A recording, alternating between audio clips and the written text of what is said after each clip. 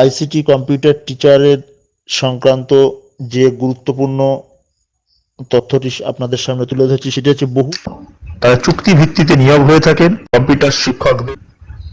এ নিয়ে বিভিন্ন দপ্তরে দপ্তরে তারা তাদের আবেদনপত্র কিন্তু জমা করে যাচ্ছে দীর্ঘদিন ধরে। কম্পিউটার শিক্ষকদের একটা স্কুলের পিছনে কিন্তু অবদান অপরিসীম।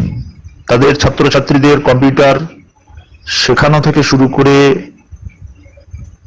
এবং স্কুলের বিভিন্ন কাজ, আপনারা সকলে জানেন কন্যাশ্রী প্রকল্পের মতো একটা গুরুত্বপূর্ণ প্রকল্প রয়েছে, সেই প্রকল্পের কাজ, সবুজ সাথী, ঐক্যশ্রী, বাংলা শিক্ষা ই পোর্টাল, বিভিন্ন ডেটা এন্ট্রির কাজ সহ বিভিন্ন কাজ কিন্তু কম্পিউটার শিক্ষকদেরকে করে যেতে হয়, যেটা হয়তো তাদের করার কথা ছিল না। যেহেতু তারা একটি স্কুলের দায়িত্বপ্রাপ্ত সেহেতু সেখানে কিন্তু প্রধান শিক্ষক মহাশয় সহ অন্যান্য শিক্ষকদের অনুরোধে তাদেরকে কিন্তু কাজগুলো করেই যেতে হয়। অর্থাৎ কম্পিউটার শিক্ষার পাশাপাশি কিন্তু তাদের স্কুলের গুরুত্বপূর্ণ দায়িত্ব কম্পিউটার শিক্ষকদের কিন্তু করতে হয়। কিন্তু এত পরিশ্রম সত্ত্বেও কম্পিউটার শিক্ষকদের যে বেতন দেওয়া হয় সেটা কিন্তু যৎ সামান্য। তাই বেতন বৈষম্য দূর করবার জন্য তারা কিন্তু বিভিন্নভাবে সরকারের কাছে দাবি জানিয়ে যাচ্ছে, কাছে আবেদন নিবেদন করেছে। সরকারকে এ ব্যাপারে বিশেষ নজর দেওয়ার জন্য আবেদন করেছে কম্পিউটার শিক্ষকদের সংগঠন সহ কম্পিউটার শিক্ষকেরা। বিভিন্ন সময়ে তারা দেখা করে এই আবেদন জানিয়ে এসেছে। সেই একটি এজেন্সির মাধ্যমে বিভিন্ন স্কুলে কম্পিউটার শিক্ষক নিয়োগ করেছিল রাজ্য সরকার।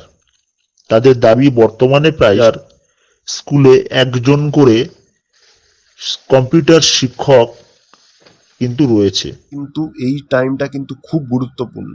আপনারা অনেকে অনেক কিছু কমেন্ট করবেন এই ভিডিওর পর, কিন্তু আপনারা নিজেরাও মনে করুন, নিজেরাও ভাবুন, যা যা মানে যেই কাজগুলো হয় কিন্তু এই টাইমেই হয়, ঠিক আছে?